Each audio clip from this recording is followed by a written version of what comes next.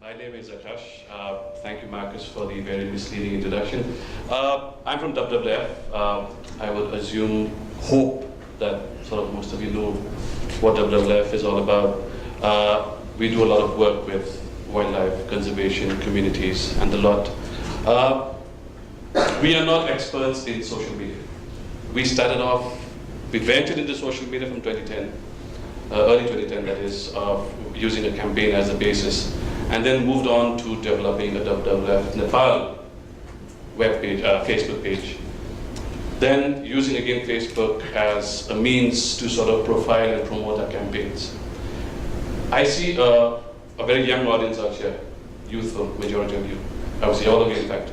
And I would like to sort of touch upon at least one of our campaigns. It's called the Generation Green, which is basically designed for youth. The objective of the Generation Green is actually to engage youth, not just in conservation, but also sustainable development. We've got a bold ambition of reaching out and building a membership base of 500,000 youth from all across the country in a span of 5 years. Given this audience, we thought social media, primarily Facebook for that matter, would be one of the best channels to reach out, talk to, and engage this audience that will help sort of contribute to the broader sort of goals that the campaign sort of rests with. So I'll just spend a couple of minutes, I think I've got 10 minutes, not very long. So I'm going to keep it really short, but just sort of non-technical also in fact, but sort of bring you up to speed with some of the principles that we sort of work with when it comes to using social media with a campaign that we call the Generation Green. One of the myths that a lot of companies, organizations sort of, when they venture into social media, one of the myths that they work with is that social media is free, of course. Is it? Yes, you can set up a Facebook page for free, but you'll realize that there's a lot of investments required for that matter to make sure that your media outlet is as impactful as possible. The primary investment being time. And we follow a very simple principle at WWF. We call it the CCTV approach. You know what a CCTV is? Yeah, it's a watchful eye. It looks after stuff that you consider important.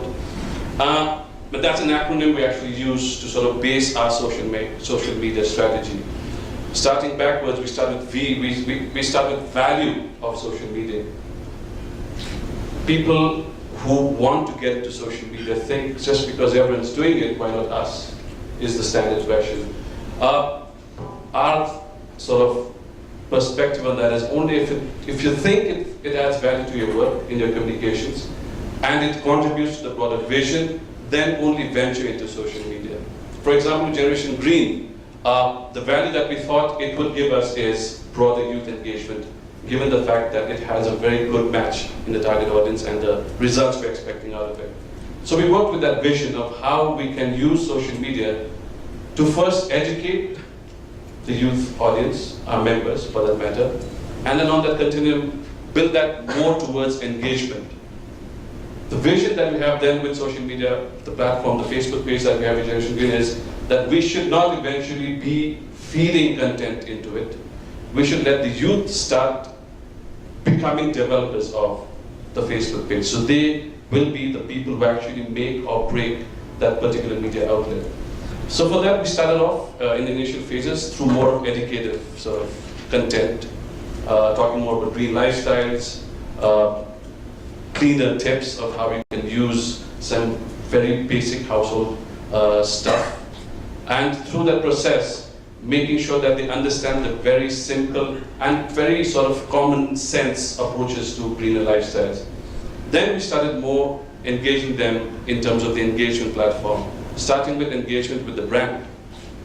We thought we'd start off with the logo for Generation Green. We thought let's do a contest for all of these members where they can sort of contribute, they can sort of start developing logos, and we sort of choose the best one over the prize, and that becomes the Generation Green logo. But there were a couple of technicalities involved in that, so we thought let's not go for the logo. But then we thought let's start with an item that youth love, t-shirts for example. Let's have youth develop t-shirts for the Generation Green. We put that up on Facebook, invited designers. They didn't have to be sort of professionals, amateurs, who could sort of relate with the brand and then come up with their own perspective and design in terms of what they felt the Generation Green should project as a message. We got a couple of really interesting creative ideas. We had a voting platform on, and then we gave out sort of awards to the best top 3 designs, and we developed t-shirts out of those 3 designs, and that's actually being worn by the youth themselves. That was one way of engaging the youth with the brand. Then the next step for us is to more of engage them with the issue of conservation, of social development for that matter. And then we just recently introduced something called a selfie contest. Lots of organizations do selfie contests because that's something which has picked up social media. Everyone loves, not me, loves taking selfies. We thought, why not use that as sort of a change maker? And then we sort of tied it up with another of annual events called Earth Hour, asking them what they could pledge as a personal action for the environment, and using a selfie. So the selfie acts as an identifier for that person, and the message is his or her commitment to the environment through his or own personal action. That was one form of engagement that we're looking at. We are now going to build that up slowly through more sort of these creative sort of contests, quizzes, and more engaging material, by which we can now invite you to actually start building the page for us. So that is the broader vision that we're working with. The next obviously is time. We have one person handling the entire campaign there. She always doesn't have time to spend a dedicated 1 to 2 hours on Facebook every day. So for that, we have to outsource it. We realize that internally we don't have resources.